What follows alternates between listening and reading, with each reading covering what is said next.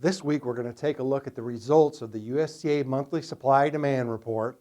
We're also going to take a look at critical weather period here for Argentina corn approaching a 3-day holiday weekend here in the U.S. And we're going to wrap up looking at a record pace of U.S. corn export sales.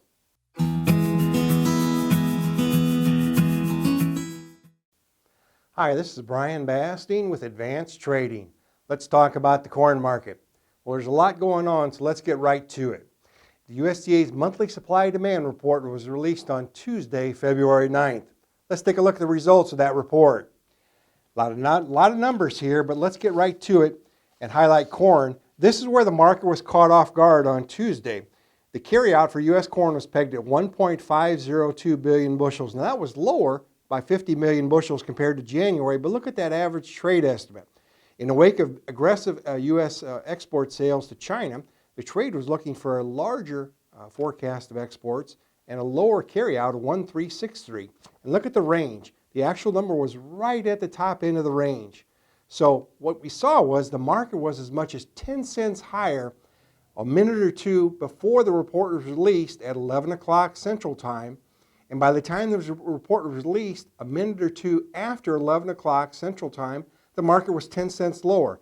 Here's the key message. This is where you want to continue to work closely with your trusted risk management advisor to have your positions in place prior to the release of a report, because you never know how a dynamic, volatile market can evolve, sometimes to the upside, in this case, to the downside.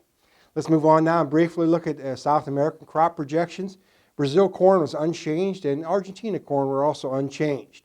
It'll be critical to monitor those crops here as we move further into winter.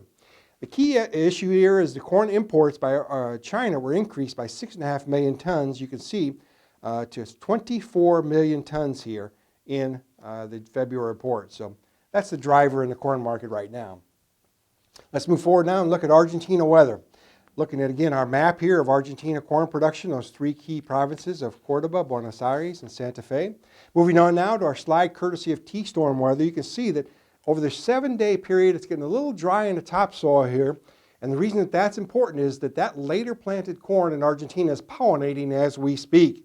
But look at some of those longer range time periods here, 14, 30 days, not near as dry, so there is a cushion there. Let's move on now and look at that critical forecast for Argentina weather. Our slides, as usual, are courtesy of T-storm weather.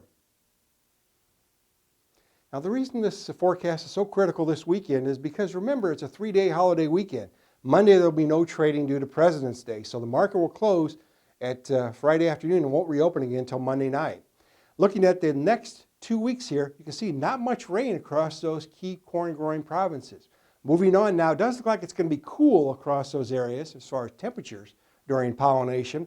But moving on now, the next 5 to 7 days, even though there may be some scattered rain moving across there, cool temperatures tend to limit the amount of rainfall. So this will be critical to see the rainfall totals forecast moving into the weekend, as well as what happens on Monday night, what the totals were.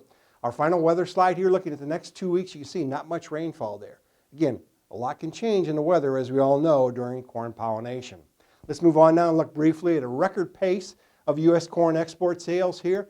The USDA did increase its export forecast by 50 million bushels in that report this week. Let's look briefly at unshipped sales of U.S. corn. Now this slide incorporates those major sales that were made to China. You can see that big spike up in that red line.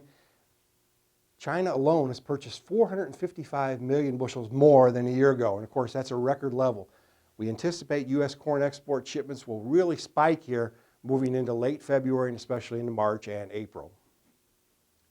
Let's wrap things up briefly looking at December corn futures. Now again, we're in the middle of the crop insurance period here in February. We are looking at the highest price for December futures at this time of year since January of 2014. Now, if you'd like more information, please feel free to contact us at 800-664-2321.